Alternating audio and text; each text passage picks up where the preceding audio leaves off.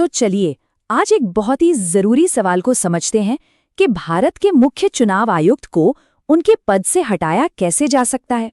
ये एक ऐसा टॉपिक है जो हाल में काफी चर्चा में रहा है। और ये सवाल उठा क्यों? क्योंकि देखिए, भारत के इतिहास में ऐसा पहली बार हुआ है कि चीफ इलेक्शन कमिश्नर यानी सीईसी को हटाने के लिए बाकायदा एक प्रस्ताव लाया गया हो। अब जब ऐसा हुआ है तो ये जानना और भी जरूरी हो जाता है कि आखिर इसका पूरा प्रोसेस है क्या।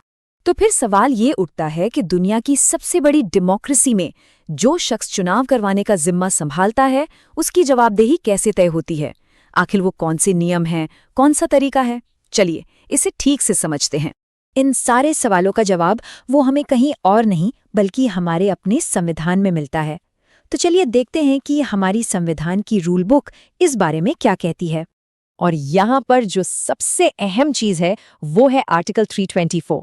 हाँ, ये वो आर्टिकल है जो इलेक्शन कमीशन से जुड़ी हर चीज बताता है, उसकी शक्तियां, उसके काम और हाँ, उसके प्रमुख को हटाने का तरीका भी। और जो लोग किसी भी तरह के एग्जाम की तैयारी करें, उनके लिए तो ये आर्टिकल 324 समझ लीजिए बहुत बहुत जरूरी है।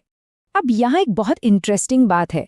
संविधान का आर्टिकल 324(5) खुद पूरा प्रोसेस नहीं बताता। वो बस इतना कहता है कि सीईसी को हटाने का तरीका और उसके कारण ठीक वैसे ही होंगे जैसे सुप्रीम कोर्ट के किसी जज को हटाने के होते हैं। ये एक तरह से सीईसी के पद को, उसकी स्वतंत्रता को सुप्रीम कोर्ट के जज के बराबर का दर्जा देता है। ये पॉइंट नोट करने वाला है। तो फिर वो प्रोसेस है क्या? चलिए अब इसे स्टेप बाय स्टेप समझते हैं। और याद रखिए, यही सेम प्रोसेस सुप्रीम कोर्ट के जज और चीफ इलेक्शन कमिश्नर दोनों पर लागू होता है। तो जैसा कि दिख रहा है, ये प्रोसेस बिल्कुल भी आसान नहीं है। ये एक लंबा और बहुत पेचीदा रास्ता है। एग्जाम के लिहाज से इन 6 स्टेप्स को समझना बहुत जरूरी है। देखिए, शुरुआत होती है संसद में एक मोशन से। फिर स्पीकर या चेयरमैन तय करते हैं कि उसे मानना है या नहीं।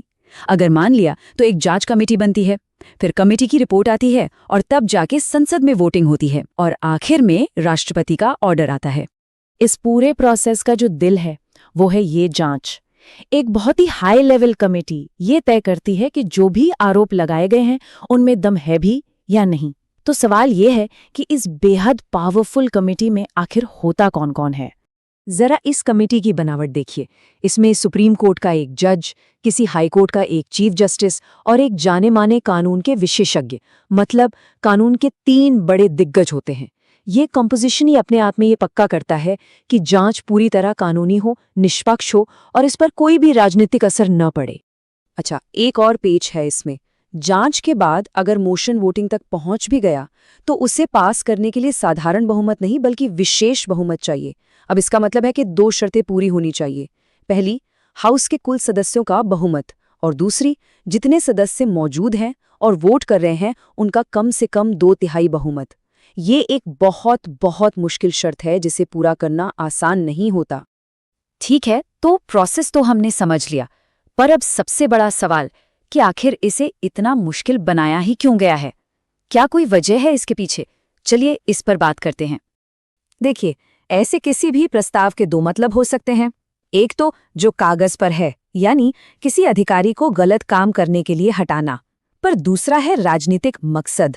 भले ही मोशन पास हो या ना हो, ये एक पावरफुल तरीका बन जाता है किसी संवैधानिक बॉडी के काम पर देश भर में बहस छेड़ने का और उसकी जवाबदेही पर सवाल उठाने का।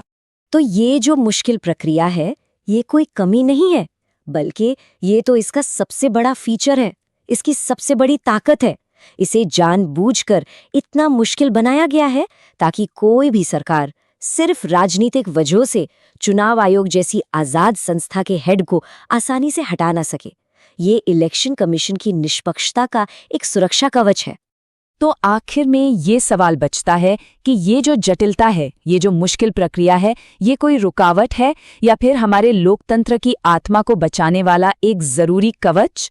एक ऐसा कवच जो चुनाव आयोग जैसी संस्था को किसी भी राजनीतिक दबाव से आजाद रखता है ताकि चुनाव निष्पक्ष